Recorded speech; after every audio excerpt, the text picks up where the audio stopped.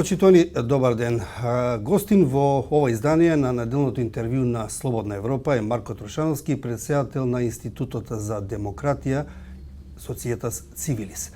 Марко, добар ден. Добре дојде. Добар ден. Господин Трошановски, во сферата на вашата работа се истражувањата на јавното мислење, политичка некултура, политички партии, односи со јавност, тоа е дел од она што го работите. Колку што знам, вие бевте и гостин истражувач на Факултетот за новинарство и масовни комуникации на Универзитетот во Канзас во Соединетите држави. Во тој контекст, како гледате тогаш, која е разликата сега на она новата реалност што доаѓа од Вашингтон и која се одразува во глобални рамки? Да, во тој период работев 2009 година баш на председателската кампања Обама-Мекејн, преку тој формат што го имаат на председателски дебати, каде што ние како истражувачи работевме на квалитетот на дебатата. Нешто подоцна, 2-3 години работев и во Холандија, на Универзитет за новинарство во Гронинген, во тема политичка комуникација во социјалните медиуми. И зашто кажувам ова, бидејќи овие два аспекта сега се клучни компоненти кои што определуваат политичката комуникација во денешното во глобално општество. На кој начин? Американската политичка култура на дебатирање значително се радикализираше, се поларизираше овие 15 години до ниво на непрепознатливост, и она што е карактеристично сега е нивото на антинаучност, конспиративност во дебатите, непризнавање на аргументите базирани на емпирија и на докази, кои што завземаат значителен дел од сферата на аргументација во дебатата, што е големо изместување за нешто на што сме ние навикнати, научени, на што почива демократија, јавното мислење као теоретски концепт. Значи, тоа е едниот аспект.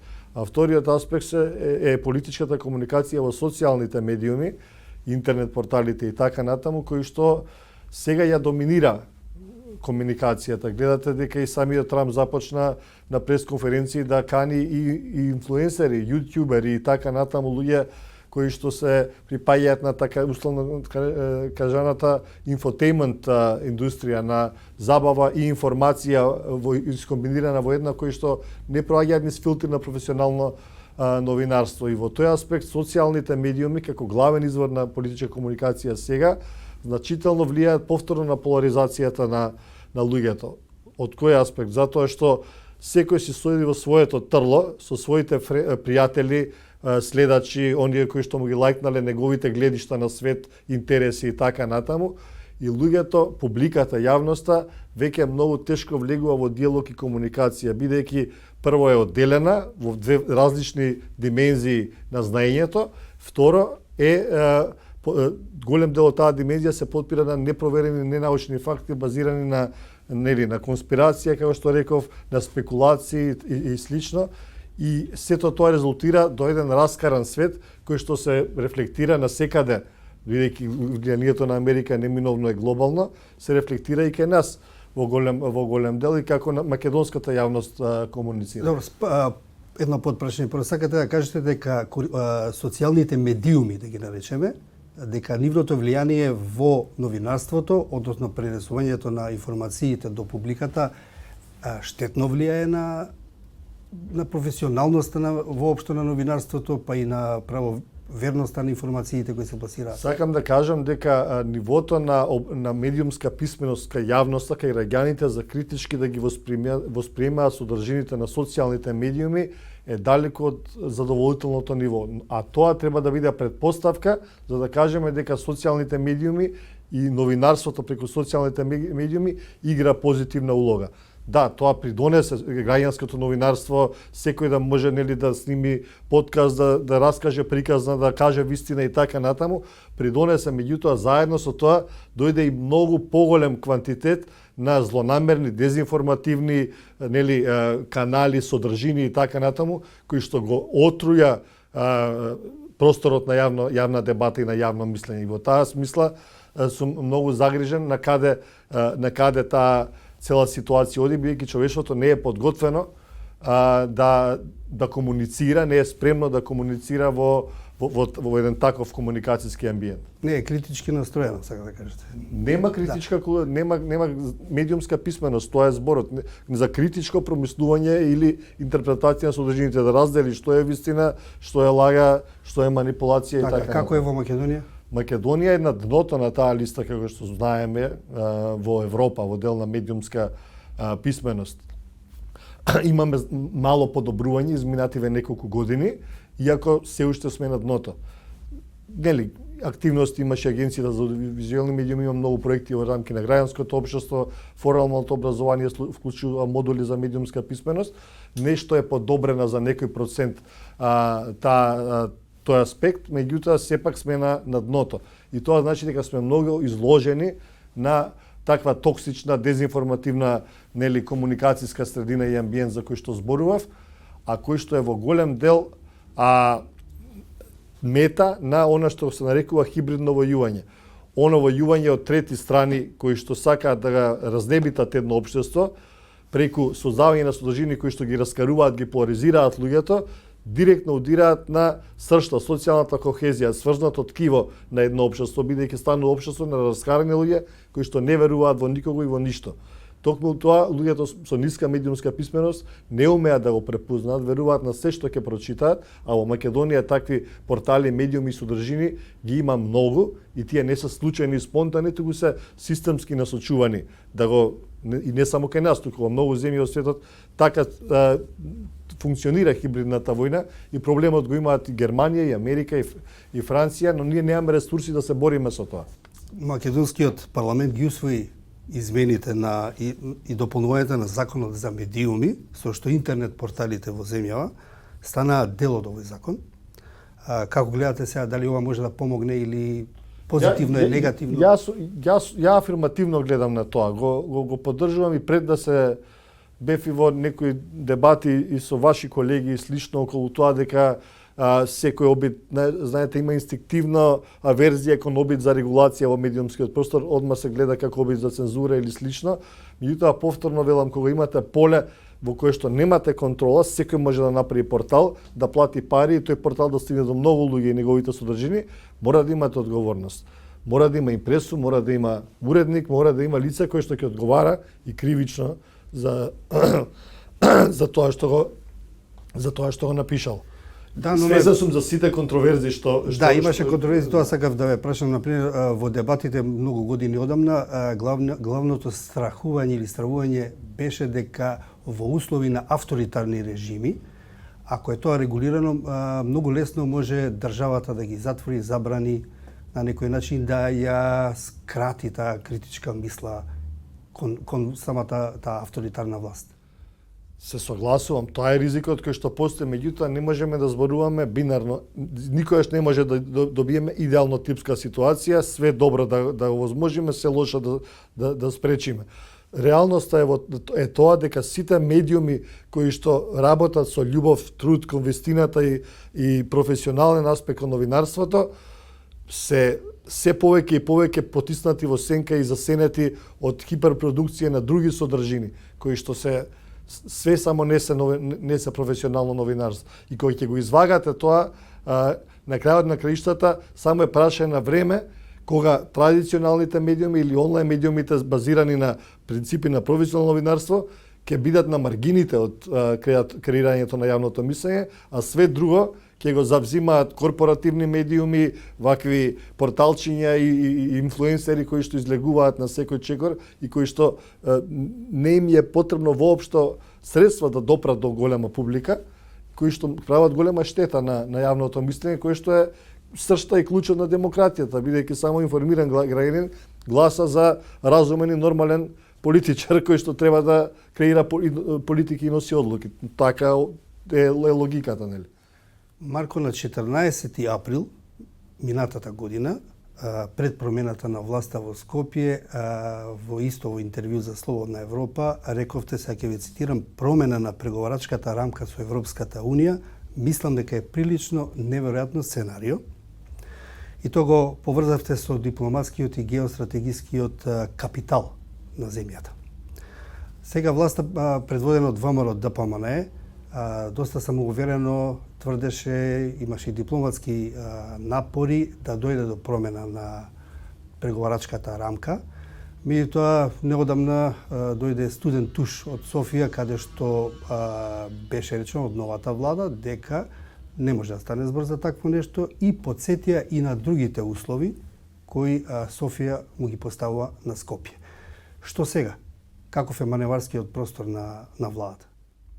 Штетата е направена неповратно кога се искреира, кога се испреговара и прифати таа преговарачка рамка. Тоа е прво и мора да се каже и мора да го имаме на ум. Сега е многу тешко и сме ставени во една безизлезна ситуација и маневарски простор кој што ни е многу скусен како држава, особено поради тоа што реков, малиот дипломатски капитал кој што го имаме, мала држава сме, и второ, малото геостратешко значење на земјата, нити значителни ресурси, нити економија, нити некаква позиција во моменталните геостратешки судири, како што има Украина, да речеме, во моментот. И сето тоа не овозможува нас да преговараме позиција која што е сега позиција на целата Европска Унија, за која што знаеме дека многу европски земји жалат дека ја поддржаа, бидејќи не согледаа какви скриени кукавички јајца внесуваат, прифаќајќи ги протоколите и нивната поврзаност во таа преговарачка рамка. Дипломати кои што ни велат како сте можеле воопшто да подпишете вакво нешто, конкретно за протоколите зборуваме и слично. Излезот наш никогаш не смее да го гледаме, никогаш не смееме да го гледаме во промена на преговарачката рамка. Затоа мора сите земји да се согласат на ниво на грижите кои што ги имаат сега во Европска Унија, таа тема е целосно на маргините и дали ќе се врати не се знае. Преговарање на репреговарање на рамка со Македонија. Оно што можеме да го смениме е сценарио кој што има некаква веројатност, се условите под кои што таа преговарачка рамка ќе се имплементира. Како ќе бидат заштитувани малцинските права и што тоа значи заштита на малцинските права кај нас, како дел од преговорите, тој акцијски план за заштита на малцинствата, и да ги смениме условите под кои што разговара Историската комисија, зашто реално таа е најголемиот проблем кој што е вгнезден во протоколите, да мора да заврши со работа додека станеме членки. Другите комисии во светот и во Европа преговараат по 50-60 години. Ние сме притиснати да имаме 8 до 10 состаноци годишно според тој протокол што сме го подпишале и при тоа да завршиме додека не станеме членка на сите теми на кои што имаме асиметрична позиција со Бугарија и директно задираат во нашето достоинство и идентитет. Тоа е нонсенс. Тука треба да бараме како држава и има разбирање кај европските земји членки се поголемо и поголемо дека европските стандарди на преговарање треба да бидат оние под кои што ќе разговара Историската комисија, како што разговара Германија и Полска, Германија и Франција и така. Колку тоа разбирање за кое говорите кај некои земји членки може да преовладее и да се убеди и Софија да го прифати сето тоа? Многу е тешко, се е многу тешко откако се ставивме во оваква позиција. Затоа повторувам, ние бевме големи критичари на францускиот предлог, токму поради ова сега. И тоа што болеше тогаш најмногу е што знаевме дека после 2 години ќе дојдеме во позиција која ќе треба да кажеме, а нели ви рековме. Но сега е веќе доцна и државата е впрегната во многу тежок проблем.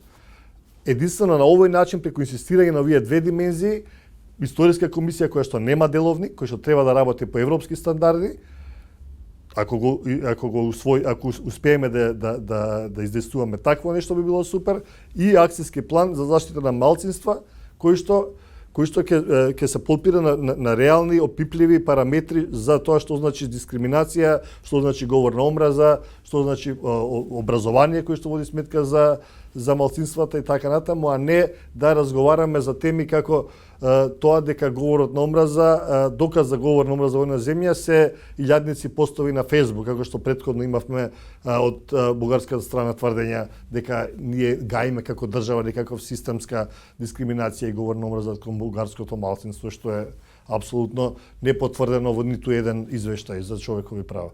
На внатрешен план, некако се почна да се врти околу локалните есенски избори. дали политичката култура меѓу партиите е подобрена во однос на на минатата година? Има период после изборите во кој што останува секако нашата вродена, да речем, некултура на постојано третирање на политичкиот противник како непријател, а не како ривал, соперник, нели, во некаков здрав политички натпревар преку вербални дисквалификации, етикетирање и така натаму. Меѓутоа, мислам дека она ниво на емотивен набој, интензитет, на навреди, на омраза, би се рекол, пизма, која што провејуваше некако, барем во македонскиот табор на политички партии е понамалено.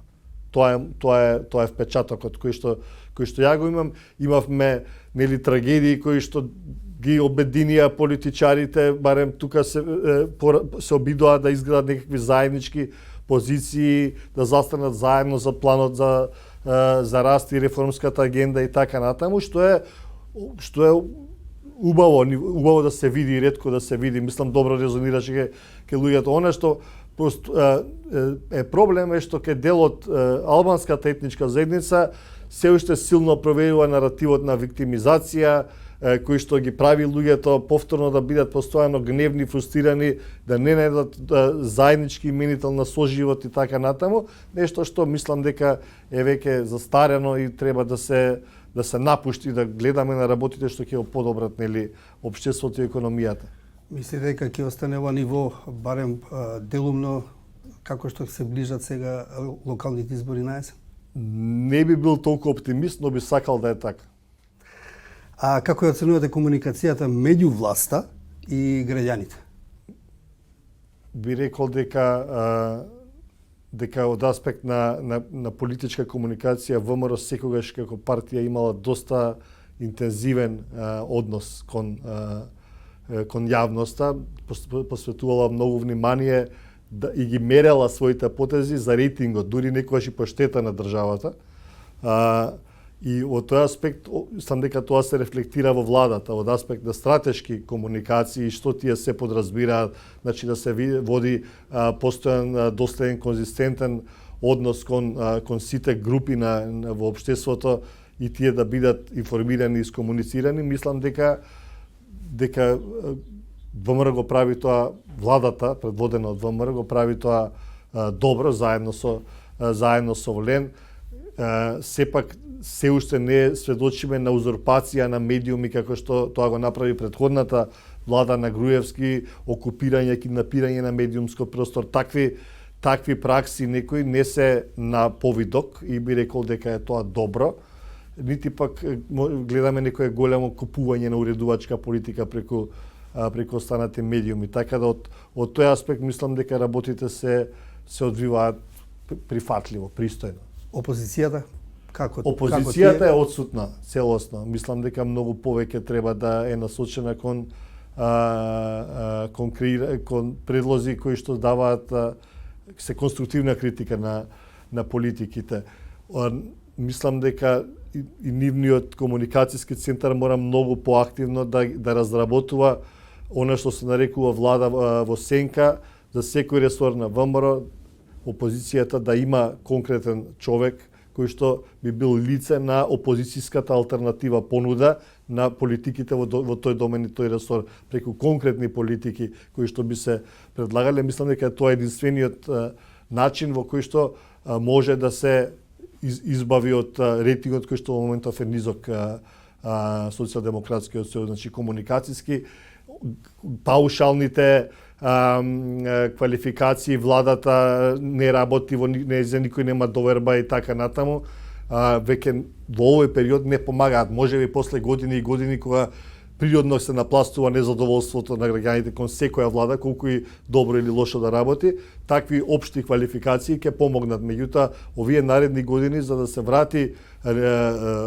кредибилитетот на партијата, комуникацијата мора да се заснова на конкретни аргументи и конкретни алтернативни политики кои што тие би ги понудиле доколку се на власт. Ви благодарам за разговорот. Почитувани, тоа беше неделното интервју со Марко Трошански, претседател на Институтот за демократија Societas Civilis.